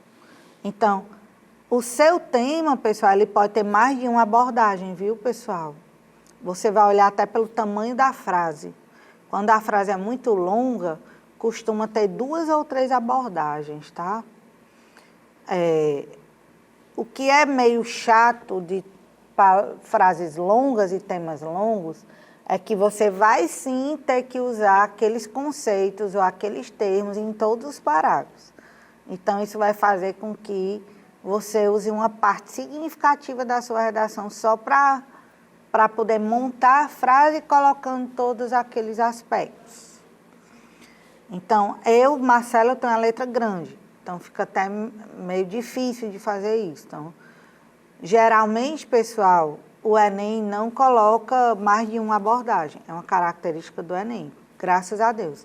Mas já caiu, sim, mais de uma abordagem, foi em 2018, que foi o tema sobre manipulação dos usuários da internet, a partir da captura de dados. Então, era um tema gigante, umas duas linhas, e tinha umas 4 palavras importantes que deveriam ser repetidas dentro dos parágrafos. Não foi fácil de ser feito, tá? Inclusive, eu fiz essa redação, tirei 980. Para mim, eu achei um feito inédito, porque eu não sou afeita à tecnologia, não sabia nada a respeito, não usava muito as redes sociais na época. Então, eu tive dificuldade de falar sobre, mas consegui tirar 980. E tem os termos em enxerto. São aqueles termos, pessoal, que eles estão ali mais para compor a frase. Geralmente o professor, quando é um pouco iniciante ou inexperiente, ele acaba supervalorizando esses termos em enxerto. Marcela, quando na frase tem a palavra caminhos, caminhos para nananã, o que quer dizer isso? Quer dizer que eu tenho que fazer a redação com esses caminhos toda, o meu desenvolvimento tudo? Não, pessoal, é uma palavra enxerto. Ali só está para compor. Caminhos, pessoal, é uma palavra metafórica para falar quais são as alternativas, quais são as soluções para resolver aquele problema. E dentro do texto dissertativo, é bem taxativo onde vão ficar essas alternativas e essas soluções, que é na conclusão. Então, você não tem que falar o texto todo sobre essas alternativas, não. Só no lugar certo, que é na conclusão. Então, o professor fica supervalorizando. Então, por conta de algumas correções errôneas, eu peço para os meus alunos colocarem, sim, a palavra caminhos dentro da introdução. Só para o corretor não dar tangenciamento, tá? Então, o termo enxerto, por exemplo, no Brasil, você já ia falar daquilo no Brasil, mesmo que não tivesse o comando no Brasil. Você já ia falar sobre os caminhos de resolver aquilo, mesmo que não tivesse a palavra caminhos. Então, mesmo que não tivesse aquele termo, você já iria falar a respeito, tá? Então, eu chamo isso de termos em enxerto. Só estão lá para compor a frase. Mas o mais importante é a palavra-chave e quais são as abordagens, que são as palavras as secundárias, porém, com o mesmo nível de importância. A diferença é que a palavra-chave, na introdução, eu vou pedir para você não colocar sinônimo, bote a palavra-chave mesmo, pode repetir. Já a palavra abordagem, se você quiser, pode usar sinônimo a partir da introdução. Tá, pessoal? Em vez de estigma, você pode usar preconceito, mas como estigma era o problema do tema, eu prefiro que na introdução você use estigma mesmo. Deixe para substituir, que nem é obrigado a substituir, você pode usar a mesma palavra estigma em todos os parágrafos. Mesmo assim, você pode mudar, fica a seu critério. Gente, você pode repetir os mesmos termos em todos os parágrafos. E às vezes até pede mais de uma repetição naquele parágrafo. Pode olhar as redações na Tamir que você vai encontrar sim as repetições. Então, a gente vai para um breve intervalo, voltamos já com a finalização aqui da nossa matéria de hoje. Um beijo. Oi, pessoal, voltamos aqui. Agora eu vou dizer na prática como é que a gente vai fazer a leitura de um tema. Eu peguei um tema qualquer que eu coloquei no meu curso e coloquei aqui para a gente analisar bem direitinho, tá, pessoal? Na realidade, esse tema aqui foi um tema de uma prova recente. Foi um tema de um concurso que teve na UFESA recentemente, agora no mês de setembro. A inclusão digital da pessoa idosa como uma garantia da qualidade de vida que possibilita a sua participação ativa na sociedade contemporânea. Eu modifiquei a frase porque a frase estava lá em forma de pergunta, que era para fazer um artigo de opinião. Então, eu coloquei de forma afirmativa, que era para os meus alunos fazerem em forma de texto dissertativo, tá?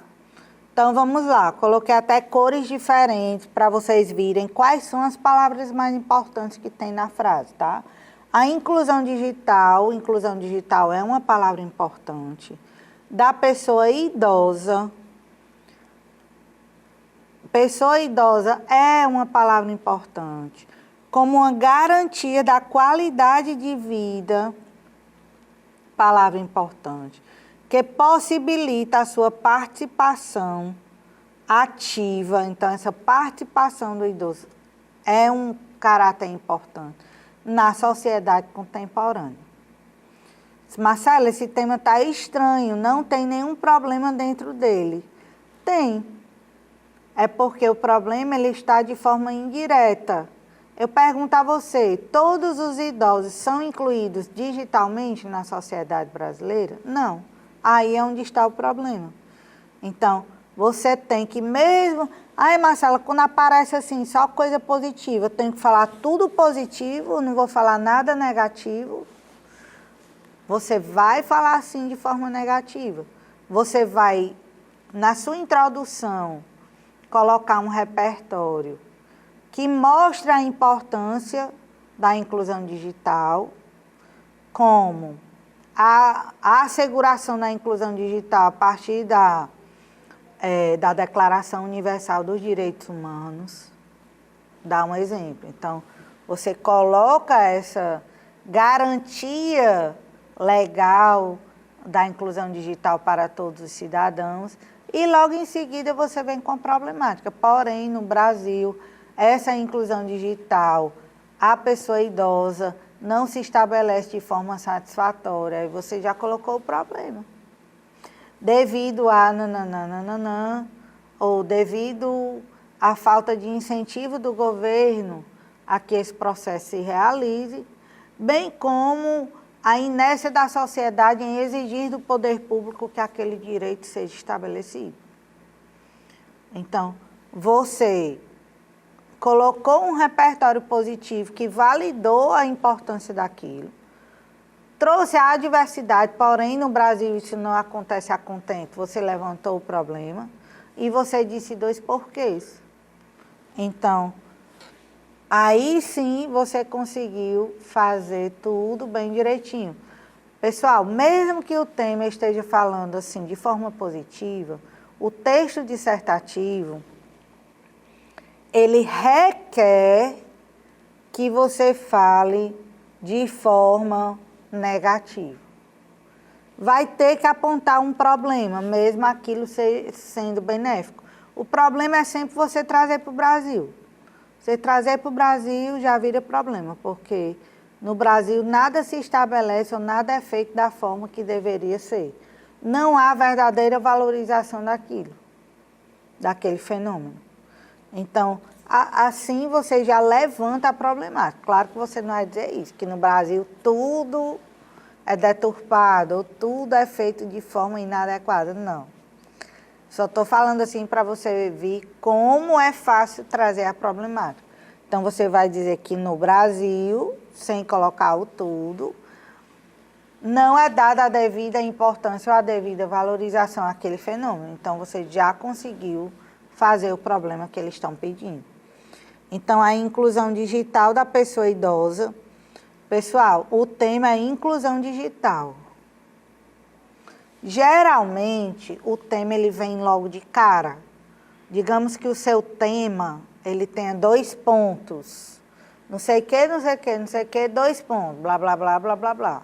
O tema está antes dos 2 pontos, está na primeira parte. Isso aconteceu com o registro civil. Depois dos 2 pontos da frase de registro civil, tinha a palavra cidadania. Acho que era acesso à cidadania no Brasil, algo assim. Então, eu vi que alguns candidatos tinham feito o tema achando que o tema era cidadania. Não. cidadania é a abordagem. O tema está antes dos 2 pontos, que era registro civil, que era um documento. Eles estavam querendo focar em certidão de nascimento, e você descobria isso lendo os textos motivadores. Tá?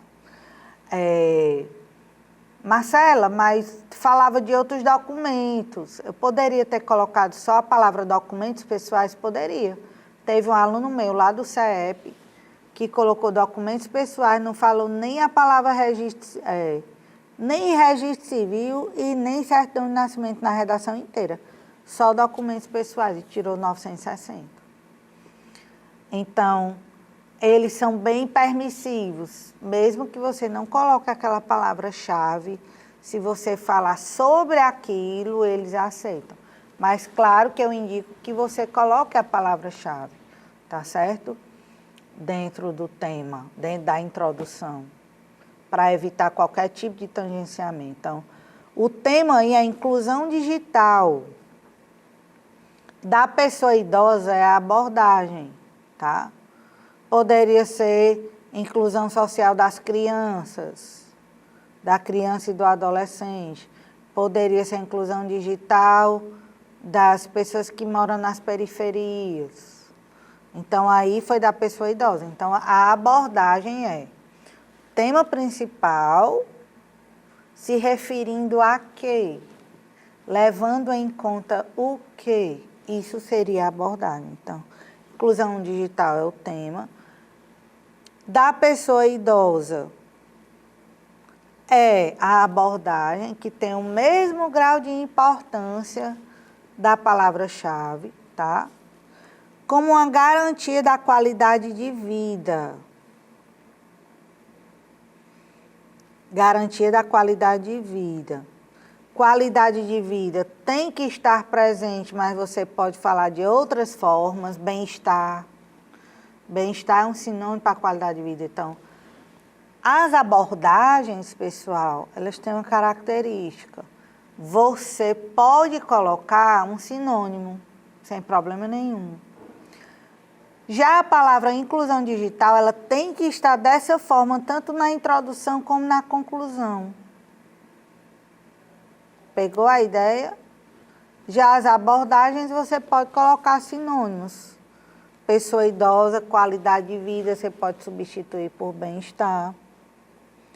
Que possibilita a sua participação ativa na sociedade. Então, ele já está dizendo aí qual é o problema. É a exclusão do idoso. É impedir que ele participe ativamente da sociedade. Que ele tome decisões, que ele se sinta cidadão, que ele se sinta copartícipe da comunidade. Então, isso poderia ser um problema que você levantaria. Você já iria estar falando dessa participação. E na sociedade contemporânea você já iria falar, porque se você fosse falar do idoso, pessoal, no século passado, ele não era inserido digitalmente porque não existia essa tecnologia. Você não ia ficar lá no passado, você ia trazer para o presente, mesmo que ele não pedisse. Então, o que está de preto, pessoal, são palavras enxertos, são palavras que estão ali para compor o tema. E as palavras que estão coloridas, elas são as palavras mais importantes, sendo a inclusão digital o tema em si. Geralmente o tema está no início do tema, tá certo, pessoal? Então, tem uma frase grande, é como se você partisse ao meio. A parte mais importante e os termos mais importantes são os termos que iniciam o tema. No caso, inclusão digital e pessoa idosa, tá? Então, temos aqui palavra-chave, a inclusão digital, abordagens, pessoa idosa ou idoso, qualidade de vida, disse Marcela, como é que eu vou falar idoso, minha irmã? Em todo lugar eu vou ter que botar idoso. Como é que vai ficar essa questão da repetição? Gente, é impossível você falar sobre um tema sem repetir aquele tema. Então, por mais que você tente procurar sinônimos, tem termos que nem tem sinônimo ou não convém você colocar sinônimo, pessoal. Por exemplo, eu tive uma redação sobre idoso que nitidamente parece que a pessoa abriu o dicionário e ficou usando sinônimos para idoso de forma bem inusitada, bem inesperada. Eram termos que eu não conhecia, inclusive, ficou estranho demais. Olha os termos que a pessoa usou. Vetusto. Vetusto, gente. Olha, eu tenho 47 anos. Eu nunca vi essa palavra na minha vida. Outra palavra. Anoso. Anoso, gente. Até uma cacofonia, né? Anoso, que vem de... Vou falar não, que nós estamos na TV. Mas vem de quê? Qual é o radical de anoso? Eu fiquei rindo por dentro, assim, claro, não fazendo chacota com a pessoa, mas é porque realmente eram palavras que eu nunca tinha visto na minha vida. Nitidamente a pessoa tinha aberto o dicionário para poder... Então, na cabeça de vocês, vocês têm que colocar sinônimo. E não tem que colocar sinônimo, pessoal. Existe uma super tolerância para você repetir as palavras do tema. E lhe digo mais, aquela palavra do tema tem que estar em todos os parágrafos. Tem que estar na introdução, no desenvolvimento 1, no desenvolvimento 2 e na conclusão. Então, você vai colocar a palavra do tema pelo menos 4 vezes, podendo repetir em outras partes do texto. Então, acabem com isso, pessoal. Eu tive alunos que repetiram várias palavras e tiraram 980. Eu lembro que a redação de Fabrícia, que é uma aluna maravilhosa, está fazendo medicinal festa, estava tão boa a redação dela que eles nem perceberam algumas repetições. Por exemplo, ela colocou 5 vezes a palavra tal dentro do texto. E elemento coesivo tal. E vejam que eles nem aceitam repetição de elemento coesivo, ou não deveriam aceitar. Por dela aceitaram, colocou 5 vezes a palavra tal, passou despercebido, de tão maravilhoso que estava o texto. Sofrem, ela tinha colocado 3 vezes na mesma frase, sofre não sei o que, sofre nananã e sofre nananã. Não perdeu nada, pessoal. Aliás, deve ter perdido por um corretor. Sabe, Marcela, talvez por isso ela não tenha tirado 1.000, ficou com 980? Sim, talvez por isso. Mas para mim, e para você também tirar 980, você tirou 1.000. Um dos corretores lhe deu 1.000. Então, ela tirou 1.000, sim, tá? Então, palavras comuns, palavras que compõem o texto, vocês vão evitar a repetição. Mas as palavras do tema, você tem que repetir. Afinal, como é que você vai falar a respeito sem repetir? Vai ficar sem referente as frases? E tem palavra que não tem, pessoal, sinônimo. Meios de comunicação. É difícil sinônimo para meios de comunicação. Então, meta-lhe o pau a botar meio de comunicação sem problema nenhum. Eu faço uma ressalva. Você não vai repetir os termos dentro da mesma frase. Tá? E também você também não vai poder usar o mesmo, a mesma, o mesmo. Isso é um vício de linguagem. Você usar o mesmo, a mesma para substituir um termo. Esse vício de linguagem, ele surgiu nas delegacias. Quando os policiais iam narrar o fato, aí para não dizer a vítima, não sei quantas vezes vai dizer, a mesma adentrou no recinto, aí para não falar criminoso várias vezes. O mesmo, aí eles ficavam dizendo o mesmo e a mesma. Então o escrivão escrevia lá do jeito que o policial tinha dito, mas a gramática não aceita, viu, pessoal? Você só pode usar o mesmo para substituir um referente, uma ideia, tá? Você vai contar um assalto que você sofreu. Eu digo, o mesmo ocorreu comigo semana passada. Então, você vai substituir a ideia e não o termo. E o mesmo e a mesma é usado para acompanhar o referente. A mesma pessoa, o mesmo criminoso, a mesma tecnologia. Então, você repete o referente junto com o mesmo a mesma. Marcelo, para substituir, você vai usar os demonstrativos. Você vai usar pronomes que substituam aquela palavra. Seu ou sua, este ou esta, dele ou dela, certo? Ou simplesmente ele ou ela. Eu não vejo vocês usando seu ou sua. E seu ou sua está correto, viu, pessoal? Então, vocês como se tivessem abolido das redações usar o seu ou sua. Pode usar normalmente. Então, para evitar termos comuns, você usa essas estratégias que eu estou dizendo. E as palavras mais importantes do tema, elas vão aparecer em todos os parágrafos. E, às vezes, mais de uma vez. Eu só faço uma ressalva para que você não coloque o mesmo termo na mesma frase. Às vezes, você vai colocar uma segunda frase e você repete sem necessidade, desnecessariamente. Você vai colocar não sei o que da tecnologia. Ou então, a tecnologia que não sei o que mais lá, ponto.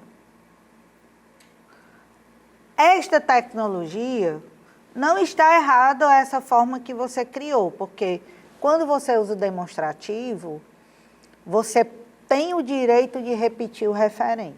Esta tecnologia. Ok. Porém, bastava você colocar uma vírgula e continuar. Colocar a qual está presente no cotidiano dos brasileiros. A qual o quê? A tecnologia. Então, às vezes, você tem medo de fazer frase muito longa e acaba colocando um ponto final, trazendo o mesmo sujeito que estava na frase anterior sem necessidade. Entendido isso, pessoal? Então, você pode olhar que frases longas estão presentes em todas as redações Nota 1000, todas. Então, não tenha medo de usar frase longa. O que é que eu sugiro para vocês? Fazer 2 ou 3 frases dentro do parágrafo. Ficaria uma frase super longa e ficaria errado você fazer um parágrafo inteiro só com uma frase. Aí, ok. Concordo com o corretor, está errado. Tem que ter pelo menos 2 frases, mas que não pode ter frase longa, desde que a frase não fique truncada, não fique ininteligível, dá para você usar. Então, temos aí as palavras mais importantes do parágrafo, da frase, do tema, que é a inclusão digital, pessoa idosa, qualidade de vida. E sociedade contemporânea, você pode substituir normalmente. Você pode estar hoje em dia na odiernidade. É com H, viu, pessoal? Odiernidade. Na odiernidade.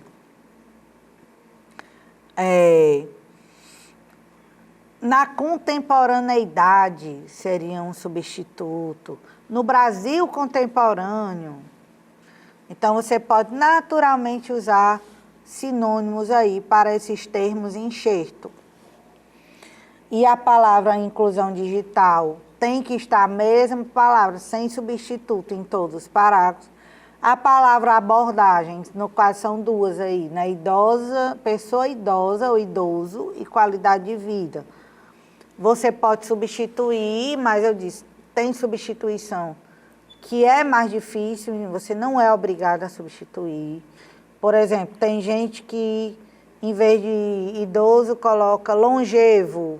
Linda essa palavra, normal, dá para usar. Pessoas na terceira idade, então dá para usar também.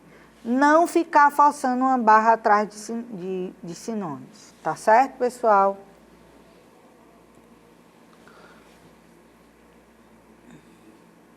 Vamos analisar as partes do seguinte tema. O aumento da violência no Brasil, causas, consequências e alternativas para combatê-la. Um errinho aí de digitação, né? Combatê-la. E não batê-la, né? O aumento da violência no Brasil. Violência é o tema. Eu disse a vocês que o que estava antes dos 2 pontos é o tema. O que vem depois dos 2 pontos são as abordagens. Causas, consequências e alternativas. Pessoal,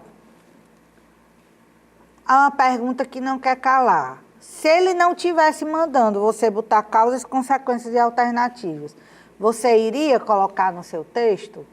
Ou você só vai colocar porque ele mandou? Com certeza você vai responder que você iria colocar no seu texto. Por quê? Porque todo texto dissertativo tem causa, consequência e solução no final. Todos. Então, faz parte da estrutura do texto dissertativo. Então, essas abordagens, que são as palavras causa, consequência e alternativas, excepcionalmente, elas não têm a obrigação de estar presentes nem sequer na introdução, desde que dentro do seu texto você apresente causas, apresente consequências e no final apresente alternativas. Eu aconselho que na conclusão você não faça só uma política de intervenção com uma solução. Você coloque mais de uma ação resolutiva ou coloque 2 políticas, porque afinal a alternativa está no plural. Consequência está no plural. Então você vai colocar consequência no final de todo parágrafo de desenvolvimento, os 2 desenvolvimentos. Ok? Então, palavras enxerto são aquelas que, independentemente de estarem na frase, você já iria fazer, já iria cumprir aquele papel de colocar aquilo, porque faz parte do texto dissertativo. Veja que aí não tem o aumento da violência no Brasil, não está dizendo hoje, ou na contemporaneidade, mas você vai colocar. Então, não faz parte do texto dissertativo falar de atualidade, da atualidade do problema. Você não é um professor de história para ficar falando sobre aquilo no passado e continuar no passado. Então, você vai falar da violência hoje no Brasil, embora nada impeça de você falar da violência com outros índices em outras décadas. E causa, consequência e alternativas, você vai colocar só se você quiser. Agora, tem uma dica para lhe dar. Se só tiver só causa, consequências e alternativas, você pode sim colocar na sua introdução. Bem no final, bem como suas consequências, bem como suas causas, bem como suas alternativas. E para finalizar, eu trouxe um repertório para vocês. Somos a única espécie que conspira para a sua própria extinção. Uma frase do cientista Miguel Nicodelis.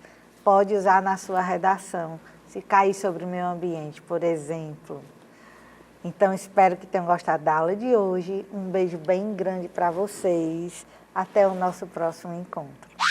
Vidas, e depois dessa revisão de milhões de redação, o nosso Nota 10 de hoje vai ficando por aqui. Lembrando que amanhã tem mais aula aqui no nosso canal. E a gente precisa aprender. E se vocês ficarem com saudade, podem sufocar artista. Manda mensagem aí nos nossos comentários ou lá no nosso Instagram, @nota10tcm. Arrasta pra cima e vem ser feliz, viu? Tchau, tchau.